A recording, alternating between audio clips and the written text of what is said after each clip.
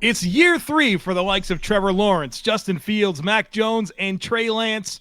How have the Jaguars, Bears, Patriots, and 49ers built things around them? We're grading and evaluating those situations today on the Locked On NFL Scouting Podcast.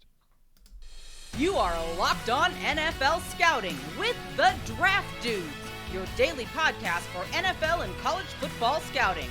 Part of the Locked On Podcast Network, your team every day. What's better than this? It's guys being dudes here on the Locked On NFL Scouting Podcast. We're the Draft Dudes. I'm Joe Marino from Locked On Bills. He's Kyle Crabbs from Locked On Dolphins.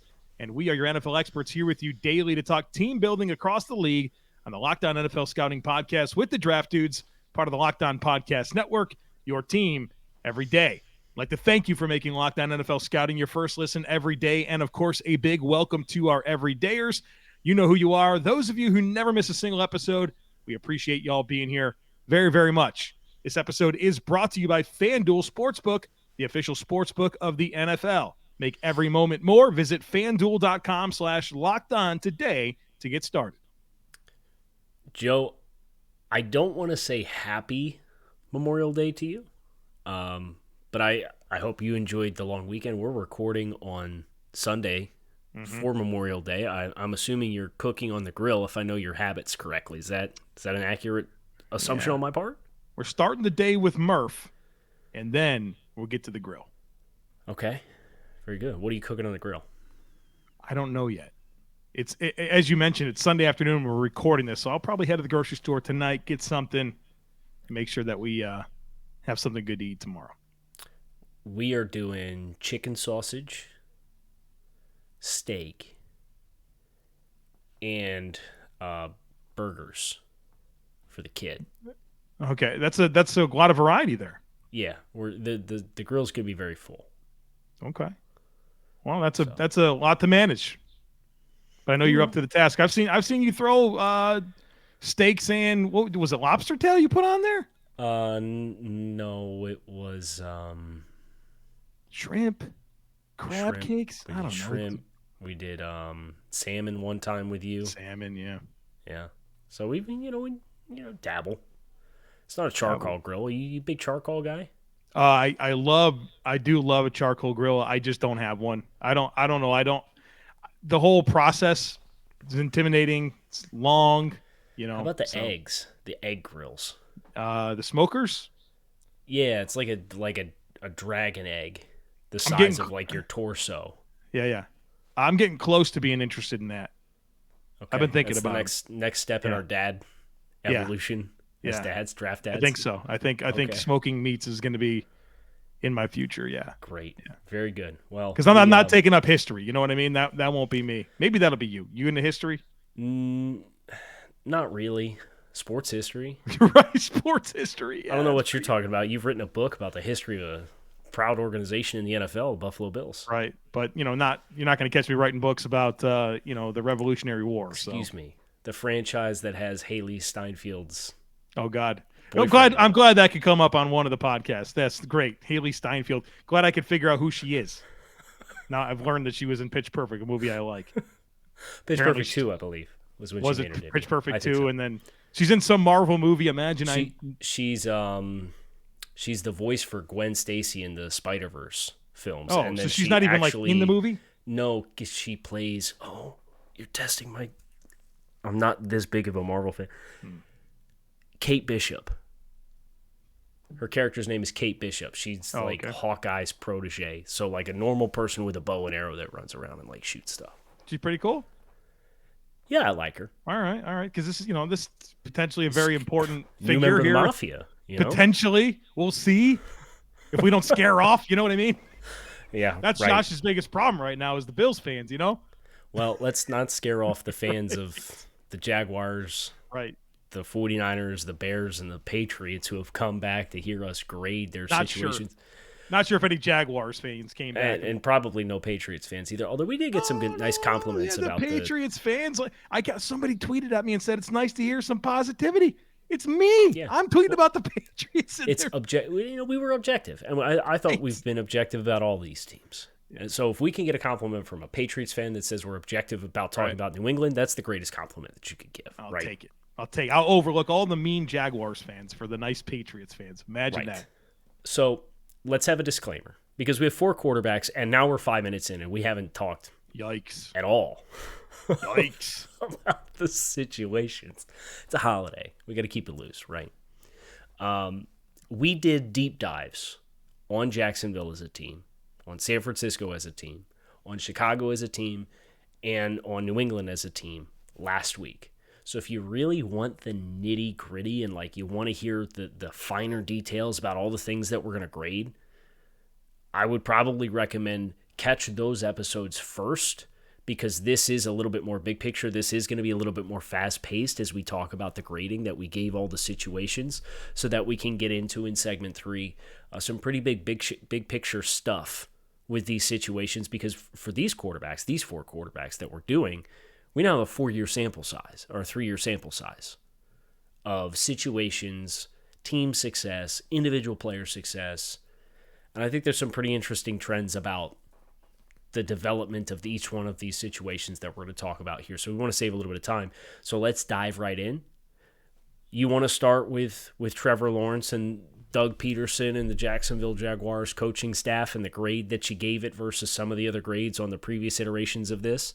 Yeah, Trevor Lawrence coaching situation, like you mentioned, Doug Peterson, Press Taylor, the offensive coordinator, Mike McCoy, former NFL head coach, is the quarterback's coach, and then Nick Holtz is the passing game coordinator. Kyle, I'm a big fan of this group around Trevor Lawrence. We've seen Doug Peterson in multiple places elevate the talent that he has. Mm-hmm. I think it's pretty dreamy. Gave it a solid 4.5. And 5 is a perfect score. Yeah. Right. And the only other grade that you put in that stratosphere between the other 6 quarterback situations that we did, not including the ones we haven't talked about that were in the 2021 class, was Bryce Young and Frank Reich in that coaching staff. It's the depth of that staff that really pushed up that grade too. Yeah. I also gave Jacksonville a 4.5 for their coaching staff. Doug Peterson is one of my favorite head coaches in the NFL. Schematically, what he does, he certainly proved himself as not just being the Andy Reid protege who was propped up because of Andy Reid, and he's now done it in multiple spots. And the growth that we saw from year 1 to year 2 in Trevor Lawrence, particularly in the back half of the season, speaks for itself. This is one of the best coaching situations that you can put a quarterback, especially one like Trevor Lawrence, in. 4.5 for me as well. All right, we got the quarterback room. Trevor Lawrence has C.J. Beathard and Nathan Rourke in this quarterback room with him. Kyle, doesn't move the needle for me. That's I'm not sure you want any of them playing. I don't know how much of an asset Beathard's going to be to Lawrence. I think this is pretty below average. I gave it a 2.5. Remember, average is a 3. I gave it a 2. I don't think you have somebody that can keep his head above water if he has to play for an extended period of time. This is a quarterback that's in year 3. How about somebody that's played in this system previously? That'd be pretty nice to have, right? Yeah. If you could find somebody with experience in all of the things that Doug is doing to continue to have Trevor have another sounding board in that room. Of course, it's nitpicking because Trevor's health willing, going to play every single snap, and you don't need somebody else who's going to be a starting caliber player. But I think you have replacement level players in that quarterback room, and maybe Doug serves that role plenty well. But I think that's you average out the quarterback room with the coaching staff room, and you still have an above-average situation in your good shape. I gave it a 2. Gets us to the run game where we have Travis Etienne coming off of a nice year. Yeah, Tank Bigsby is the compliment. Somebody said Travis Etienne underwhelmed last year, and that's Tank Bigsby coming into. I think they'll be nice complimentary players. Jermichael Hasty, Dearness Johnson, low-key nice pickup coming over from Cleveland. Yeah. I like the stable backs, Kyle. I'm not in love with the offensive line. We'll get to that in just a minute. But I do like the complementary skill sets in this backfield, youth, and a little bit of experience there as well. I gave it a 3.5. Well, and also acknowledging with the offensive line, I think it's probably a little better in run blocking than in pass protection, right? Sure. So tick above average for me. Walker Little at left tackle, lest we forget. Little at left tackle and Anton Harrison at right tackle. But I gave this a 3.5 as well. I think this is a plenty above average group. I think ETN can continue to be a more effective, consistent player, a little bit of a chunk run, big play hitter as a running back, and Bigsby being somebody who could potentially give you a more fortified presence in short yardage situations. I think I agree with you, well-rounded group and complementary skill set. So 3.5 for me as well. This is above average running game situation.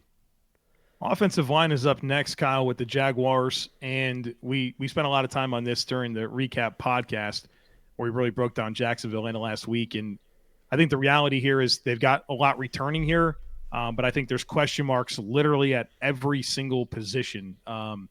And I don't know that there's any like plus starters here, right? I'm not sure that there's like an absolute anchor of this unit. I think you want that to be Brandon Scherff. He's been injured for multiple years in a row, didn't play his best football last year.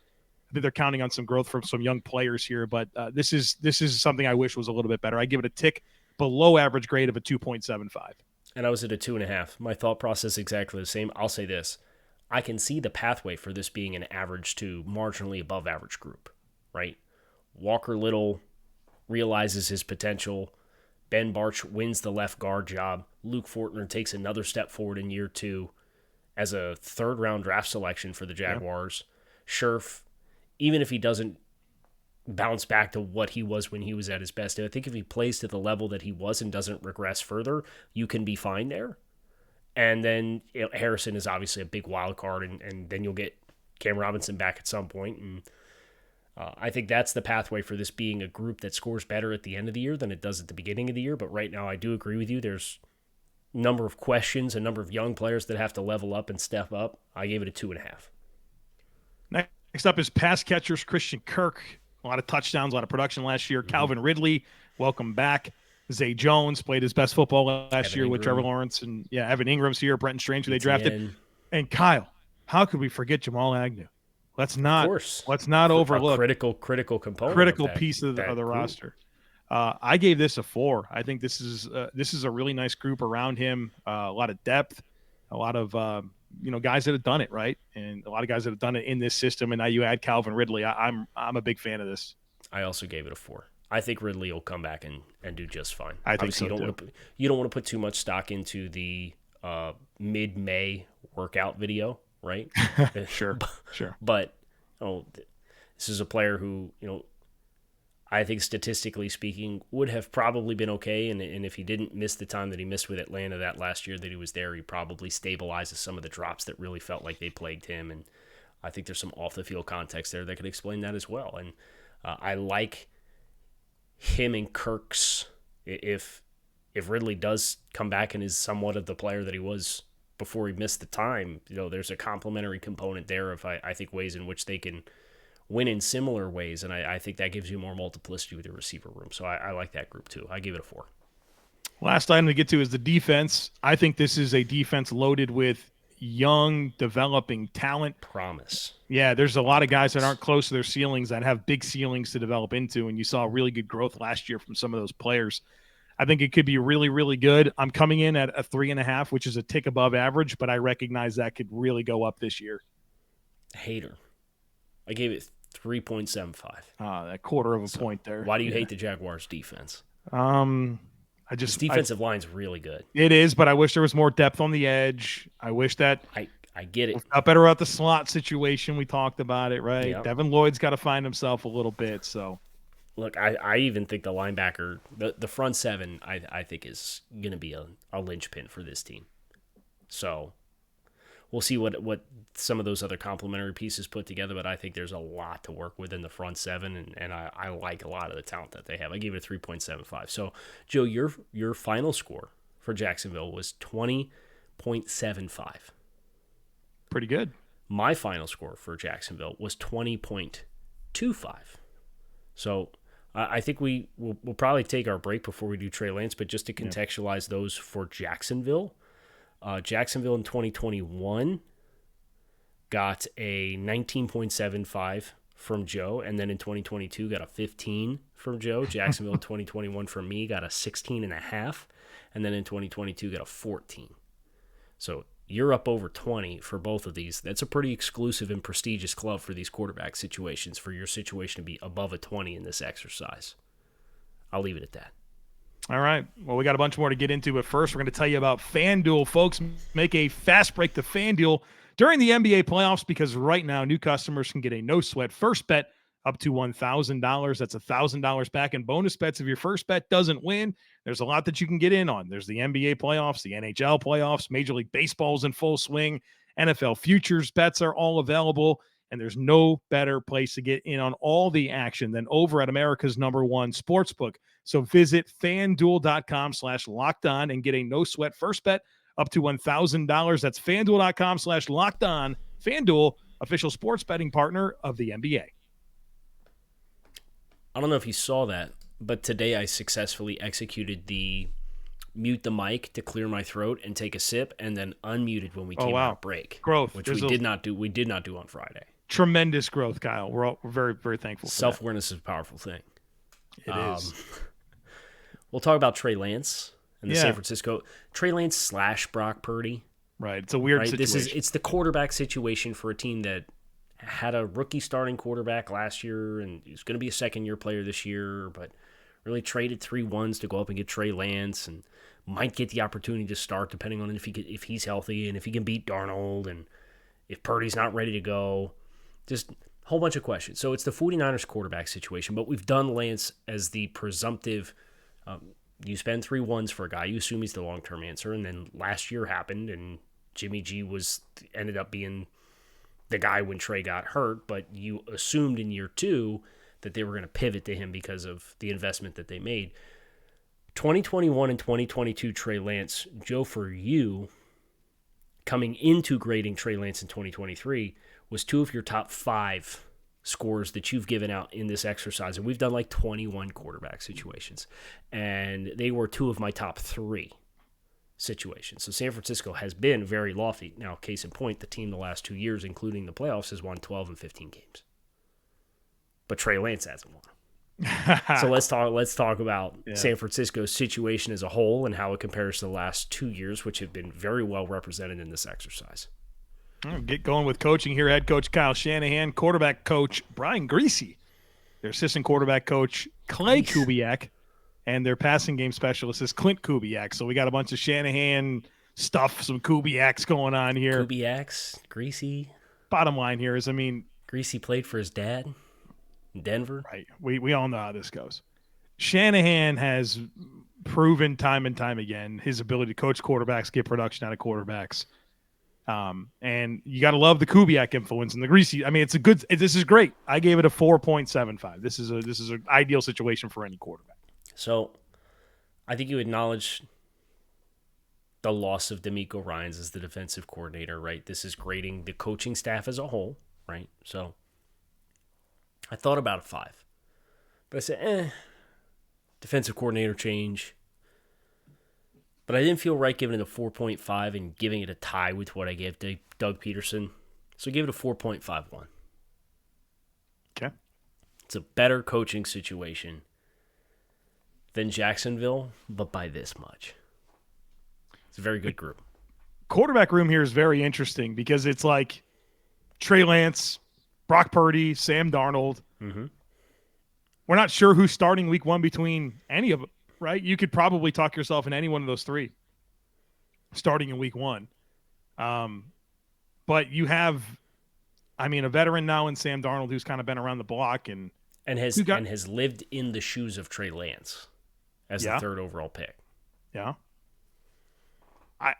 I think there's a lot to like. I think the worst part about it is that they all want to be the starter, right? I don't know how healthy that is. I gave it a 4. Yeah, I think there's plenty of physical talent in the room.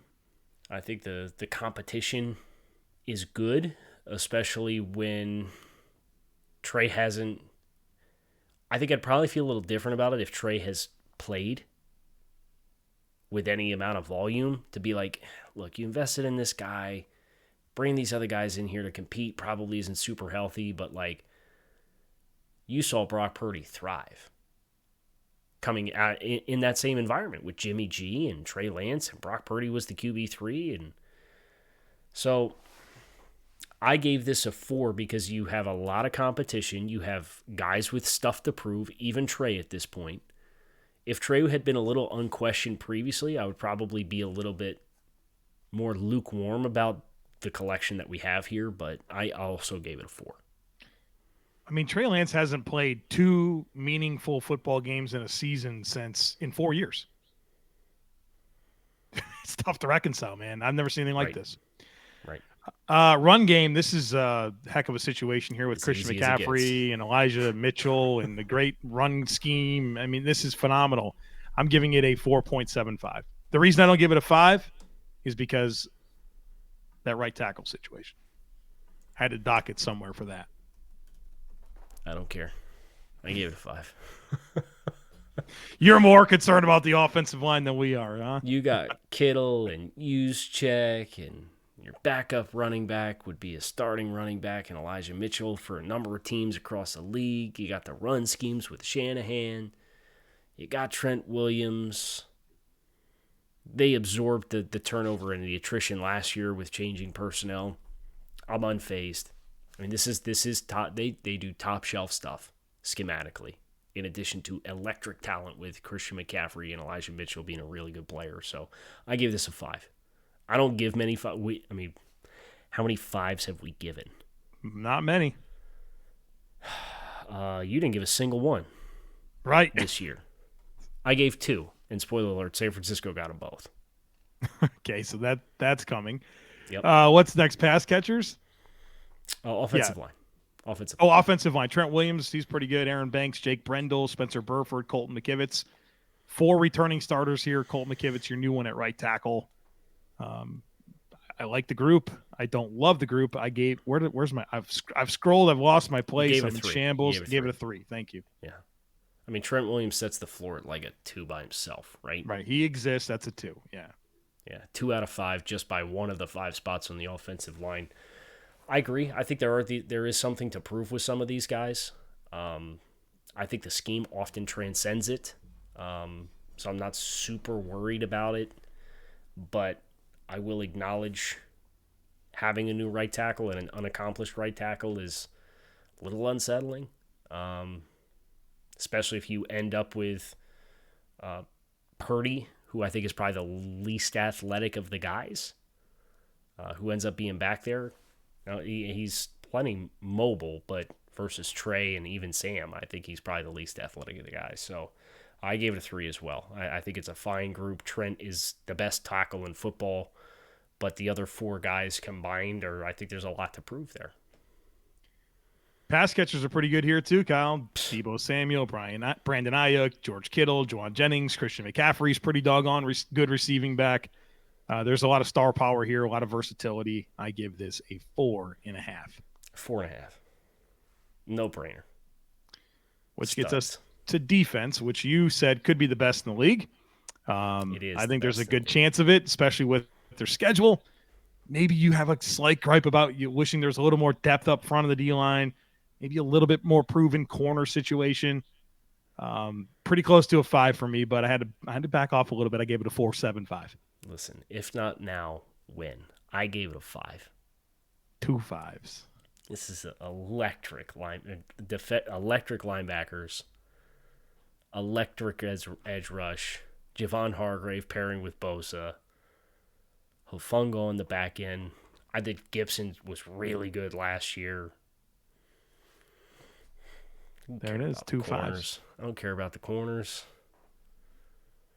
I give it a 25.75 for me. Why do you hate the 49ers? I think that's my highest grade I've ever given by a 1.5. It is, yeah. Your previous high was Mac Jones, 2021, his rookie season. He got a 24.5. Trey Lance for you, 25.75 in 2023. The 49ers quarterback situation is the best that we have done for young quarterbacks that we've done in this exercise. And that holds true for me as well. Joe, 2.5 points better than my previous best score. Dang. Mac Jones 2021 as well. And that team won 10 games. It's a good time to be a 49ers quarterback. You're going to have a real good chance. You got everything you need around you. You have everything you need around you. Justin Fields time. Let's do it. All right. Coaching situation. Matt Eberflus, the head coach. Luke Getsy, the OC. Andrew Janako is their quarterback's coach. Second year on the job. was with the Vikings for a while. Before that, and Tyke Tolbert, the long-standing wide receiver coach, is the passing game coordinator there. I gave this a 3. I like Getsy. I think you got some good experience elsewhere. I don't know that it's above average. It's likable. I give it a solid average 3. Yeah, I think they made some nice adjustments in season last year. I think they did some fun stuff schematically to take advantage of the strengths of Justin Fields, and there's continuity. So I also gave it a 3. You know, it's I'm not over the moon with this group, but this regime getting a chance to retain everybody and not get the gang broken up, I think has some value here. So it's a sufficient level coaching staff that they have around Justin Fields right now. Quarterback room here is, along with Justin Fields, P.J. Walker coming over from the Panthers, Nathan Peterman, Tyson Bagent as a UDFA. Man, it's this. I don't think this is great, right? I mean, this is not great. No, P.J. Walker's been. This is not good. At least he's somewhat stylistically similar to Justin Fields. Like Peterman, like congrats on still being employed in the NFL, but this isn't that good. I had to give it a tick below average at 2.75. I gave it a 2. I don't think it's close to average, so I just gave it 2. Fair enough. Run game, better story to tell here. Deonta Foreman, Khalil Herbert, Roshan Johnson, Travis Homer, good run blocking offensive lineman. Justin Fields is a good runner. I gave this I'm bumping. I'm going 4. I'm going with a 4 here for this run. Good work, Joe. I'm proud of you. I gave it a 4 as well. Okay. They're going to punch you in the mouth. Yeah. It's gonna be really fun. They're going to punch you in the mouth, and you're either going to be outgapped defensively every time you play the Bears, or you're going to have one-on-ones on the outside, and now they have DJ Moore to go with the other receivers that they have. Yeah. Vertical stuff, pound the rock should be good. That gets us to the offensive line. Braxton Jones, Tevin Jenkins, Cody Whitehair, Nate Davis, and Darnell Wright, a brand new right side here to go with a returning left side. Sort of moving some pieces around, but I think this is a much improved group, right? Based on what they were able to add. It still needs to come together, right? We want to see that gel, but I think this is at least average at a 3. I agree. I think Darnell Wright coming in and being what they're hoping he is probably moves this above a 3. But until we have a little bit more information, I think there's some limitations from the ceiling and pass protection for some of these players, but with how they're going to play stylistically and how heavy they're going to be into the run, I think it's an adequate level group as a whole. Excited to see how Nate Davis translates over, but I think Darnell Wright can really be the big needle mover here, but for now it's a 3. Pass catchers, DJ Moore and Darnell Mooney, Chase Claypool, EQ St. Brown, Dante Pettis, Cole Kmet at tight end's been pretty productive. Robert Tonyan now, the tight end too. DJ Moore, I think, gives them a legit number 1. I think Mooney now as a 2 really makes this a better situation for him and everyone else in this receiver core. Reasonably sound tight end. I think this is a 3.5. Tick above average here. Yeah. You wish you had maybe one more difference maker. Right, I think Kmet's a solid player. I think Tonyan at this point is quality depth, but I think a big-time threat at tight end could really be the next level for what they are doing with running the ball and being in heavier personnel.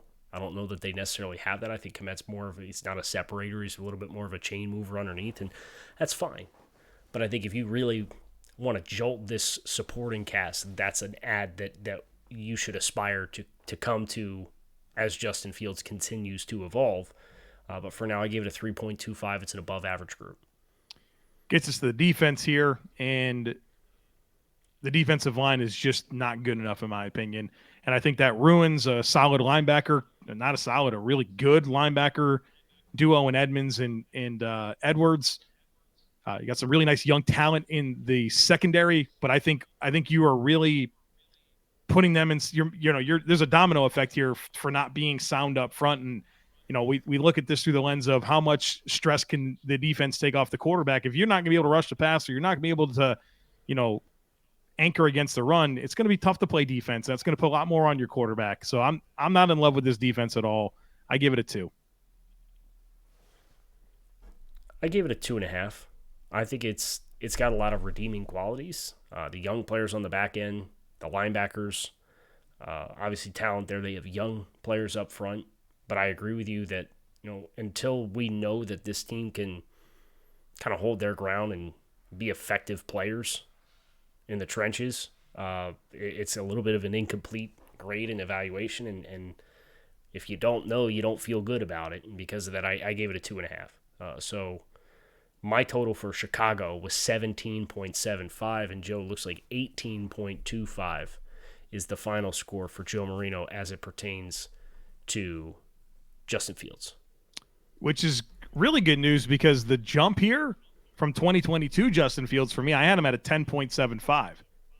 I mean, he goes from literally the worst situation I've graded since we've started doing this to, all right, now we're flirting with the 20. Yeah, and there's some big picture stuff that I'm interested to dig into. We have to do Mac Jones, and I know we got to take another break here, but Fields 2022 is a 10.5 for me. So we both had him under an 11. And for Chicago to check back in here at a 17.75, I mean, that might be the biggest year 1 to year 2 jump, or year over year jump. Surely it was it year is. 2 to year 3, Yeah. but I mean, you almost doubled your score. Yeah. So I think the continuity is really valuable.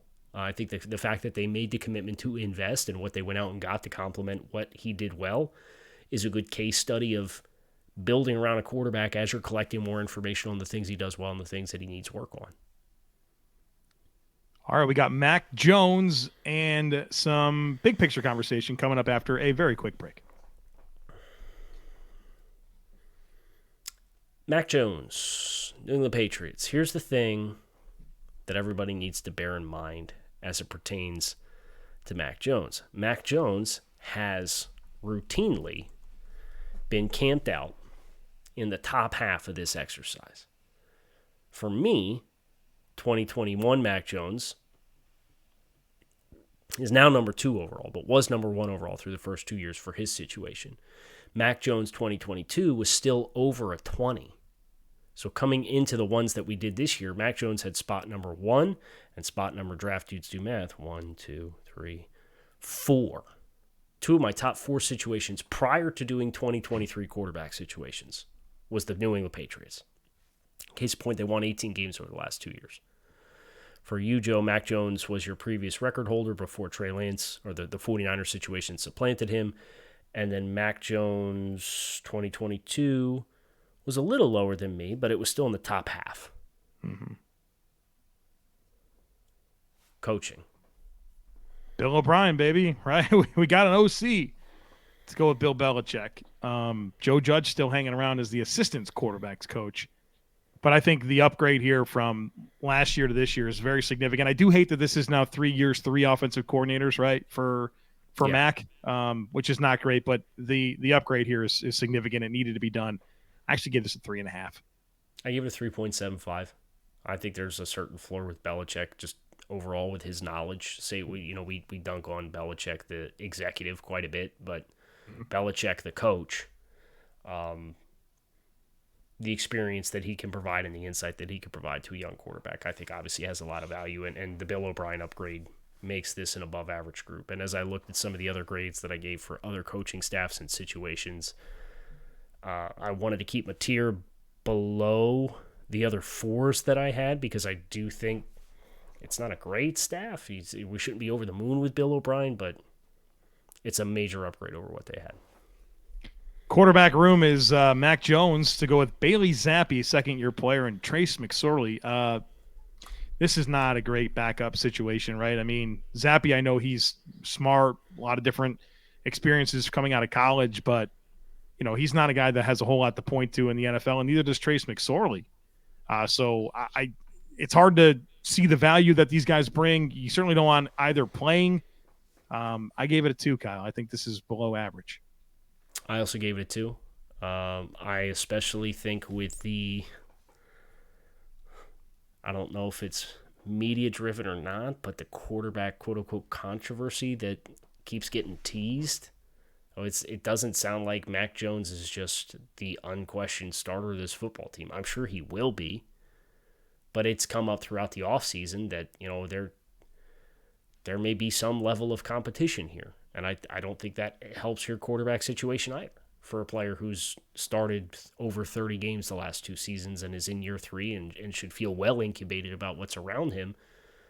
I think that I don't say instability, but the lack of certainty about his situation puts some undue stress on that player in Mac Jones. Gets us to the run game. Ramondre Stevenson, James Robinson, Ty Montgomery, Pierre Strong, Kevin Harris. Really good run blocking offensive line. I give it a 4. I think this is a run game he can lean on. Yeah, Ramondre is one of my favorite players in the league. And that means a lot because he's playing for the Patriots. Yeah. So, I had a big man crush on him coming out of Oklahoma. There's no doubt he is a total dude.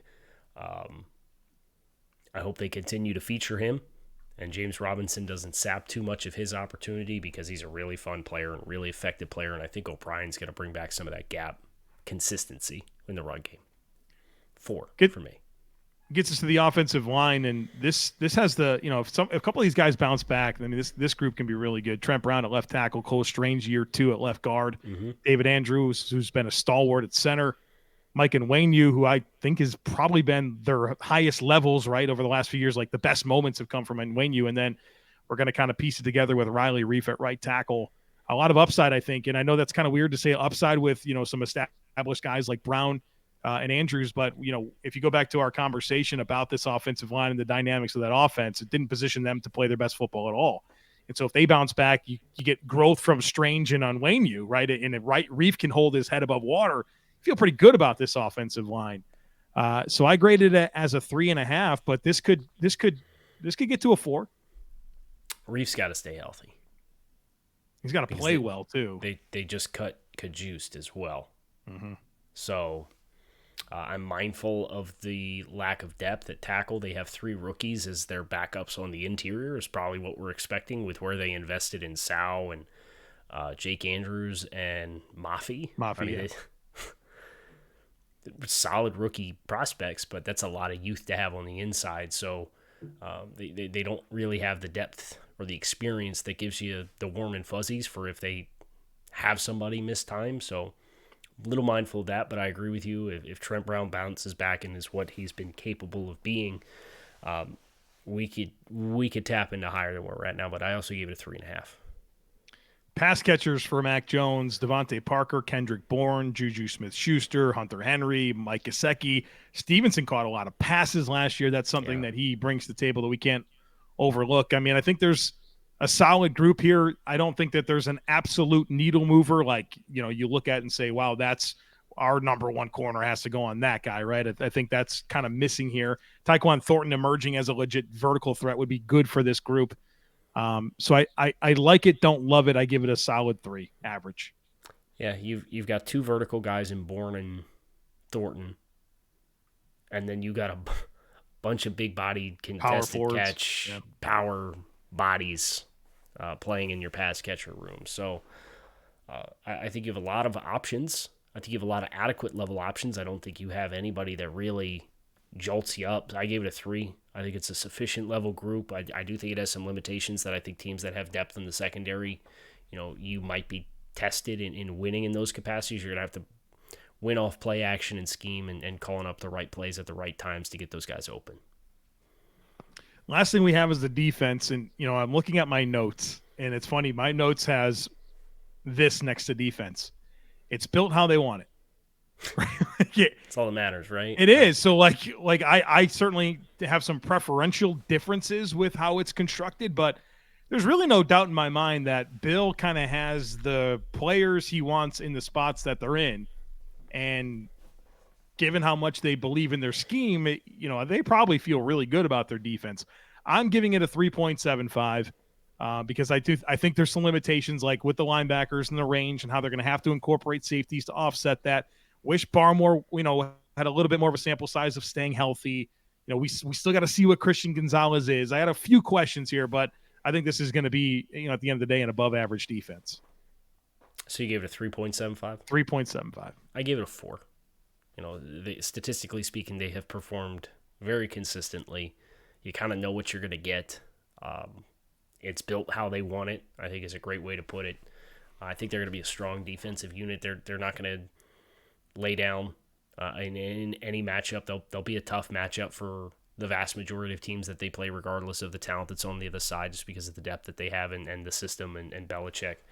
So 4 for me, which puts the Patriots in year 3 of Mac Jones, their situation at a 20.5 for me, and a 19.75 for you. So if you're looking for the silver lining, this isn't an upper echelon score, but Joe, for you, it is up 3/4 of a point from last year, and it's up 1/4 of a point for me from last year. So we've done the thing. I'm going to pull the chart up for everybody to take a look at. If you want to also look at the chart. I'm on the chart tab Great. here. Lots of colors and numbers here. I see you on the upper right-hand corner. I see the J. Yep. So I can confirm that you're in here. Yep. So we have each one of these quarterbacks that we've done this exercise for.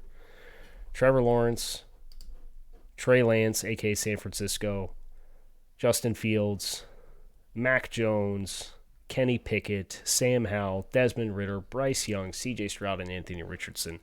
Their scores, respectively. And you can see for the quarterbacks who have a couple of years of sample size of playing, a.k.a. the 2021 group, the guys that we just did, the correlation between the situation that they were in and the end result for the games that the team won. But then also, I think it's really interesting, every single one of these 3 players, or 4 players, they went down from year 1 to year 2, and then they went up from year 2 to year 3. You have any theories on that, Joe? Yeah. Well, for the Bears and Jaguars, new GMs and coaching staffs altogether. For the Patriots, they got goofy last year, right? Coming out of year 1 with the clinging to the new coaching staff that was wonky from the beginning. Like the receiving core was not as good as it is now. We didn't know about Ramondre Stevenson to the extent that we do now. I think to me, that's the answer. I also think there's probably something to be said about getting more information on what your quarterback needs. Yeah. As well. So I think it's very impactful to look at all 4 of these quarterbacks and say their situation is better this year, or we assess it to be better this year than it was last year. But also, with the exception of Justin Fields, it's the best situation that all 3 of the other quarterbacks have had. And I think you could probably be able to apply that to the Jets with Zach Wilson too, although we didn't do Zach Wilson for this exercise because he's no longer the starting quarterback of the team. Right, but that's true. It would be true. So I think there's this kind of natural progression about team building. We talk about team building and trying to surround players with the right pieces around them, and some of these extenuating circumstances with Jacksonville and Chicago where you have regime changes that you have to shift gears in. I think that it certainly set Chicago back, right? And then they had all those draft picks, and they spent them all on the defense last year. Remember their 2022 draft class, and they came out and they drafted Brisker and Kyler Gordon. It's like, man, they're not helping out Justin Fields. And so that situation hasn't bounced back enough, but I do think it's quite telling for the other 3 quarterbacks. They're positioned as good as they have been. Well, Mac Jones is down a touch, but like you said, they got goofy as well. I just the trend line of down and then up from year 1 to year 2 and year 2 to year 3, I think the more information you have, the better picture you can paint. I think that's really helpful. It also aligns with the expectations for these teams. I think generally speaking, most people perceive San Francisco as a favorite, one of the favorites in the NFC to win it. Yeah, 25, 26 points is higher than anything we've given out by a substantial margin. Yeah. And we fully expect, if Jaguars don't win the South, if you had to if you had to bet on one team to win their division this year, right? It's that's the one you're picking, right? Yeah. Like if it's a life or death situation, you have to pick one team to win their division. You'd pick the Jaguars, and then San Francisco against the West. Well, yeah. Wait a minute. We might be rolling with that. We might be rolling with that for sure. How about these year one situations?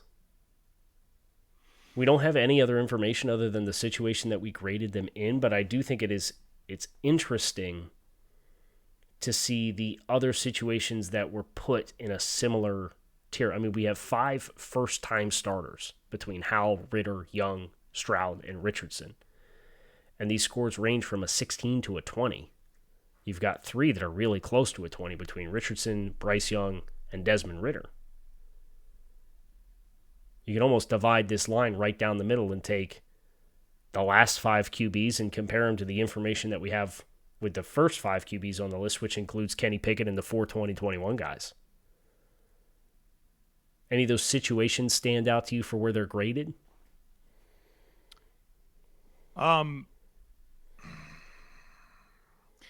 It's interesting how close Kenny Pickett was year over year.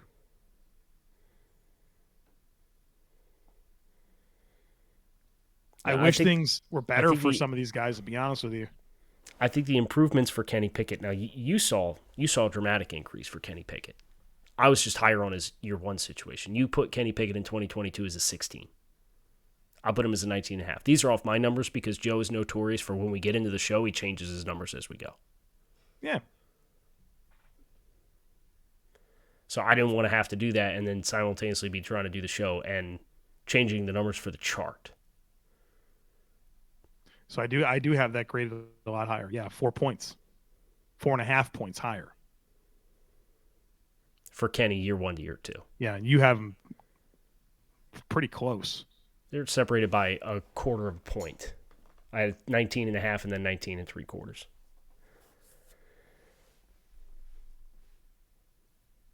I think the NFC South guys are interesting with Bryce Young and Desmond Ritter, and both of those being 20 and 19.5. And then for you have Ritter at a 19.25, and Bryce Young for you is 20 3/4. So how many games do you think the Panthers win? Because strategy or history will tell you that, in this, whether Bryce Young starts the game or not, you had Trey Lance 2021 over a 20. You had Mac Jones 2021 over a 20. And then you had Trey Lance 2022 over a 20. That's it for guys that you've given a 20 prior to this year's group with the 49ers situation, Trevor Lawrence situation this year, and Bryce Young situation this year. Those teams won a lot of games. Right. So how many games do you think the Panthers are going to win? At some point this summer, we're going to do a schedule prediction for the Carolina Panthers, and everyone can find out. Very strategically timed answer. I just took the chart down because we're going to get out of here, but well played on your part. I was trying to see if I could box you into an ambitious number. Don't you hate when they do you're like on a radio thing or something like that, and they're like, you get through this entire conversation, like, well, how many games do you think you're going to win? It's like, yeah. What? Oh, my buddy Travis Wingfield with the Dolphins, he'll ask me, and John Schmelk with the Giants does this too. He do the radio spots. It's like, all right, who they drafted? When you do the draft stuff, it's like, wait, all right, call your shot. Who they drafted? It's like, man, John. I know that about John. I don't think Travis has done that to me.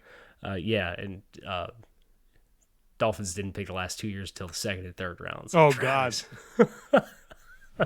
it's impossible. So that is tough. Yeah, it's a fun time. We're obviously good buddies with both John and Travis. They're both great guys. So we are out of here. We hope you guys enjoy the rest of your day today. I'm Kyle Crabbs. He is Joe Marino. We are the Draft Dudes. You can find us on YouTube or wherever you catch your favorite podcasts. Come on back. See us again soon. Hit subscribe. Enjoy the rest of your Monday. We will be back tomorrow with another team, breaking them down in depth. Hope to see you then. Peace.